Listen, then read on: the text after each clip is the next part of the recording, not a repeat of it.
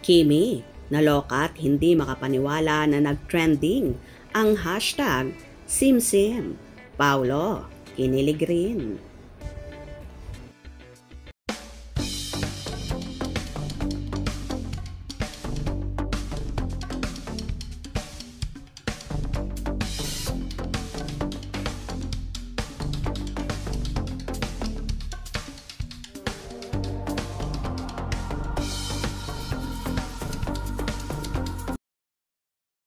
Nabuhayan na naman ang buong Kim Pauladya na naging reaksyon ni Kim Chiu para sa kanyang ka-love team at rumor jowa na si Paolo Avellino.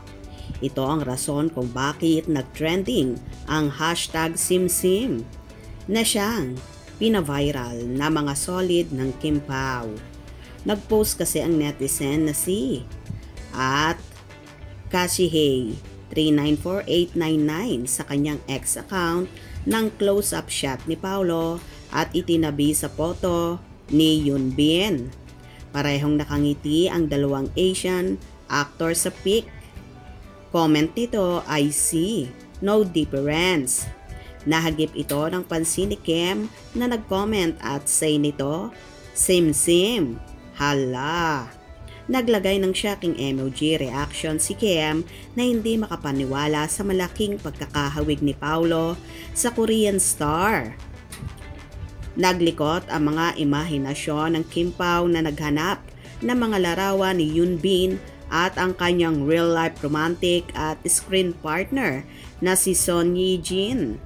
Itinabi ng maraming Kim Pao supporters ang larawan ng dalawang K-drama actors at sina Kim and Paolo para lang ipakita na maraming SimSim o same-same o pagkakapareho ng dalawang couple.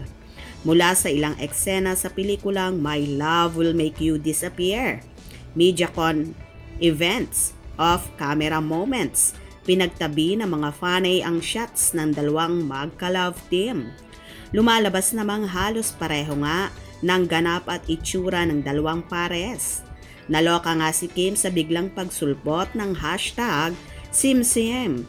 Hashtag. Anya, Lu, anong meron sa hashtag SimSim? But trending.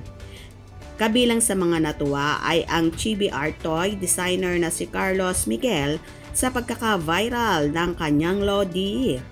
Hindi nakakapag-kimi-kimi, you are people's superstar kayo ni Pao. Napakarami mong dugo na binuhay ngayong umaga at pusong pinasaya dahil sa simpleng pag-confirm. Pagsabi ng hashtag SimSim pertaining to the similarities of Pao and Yoon Bin.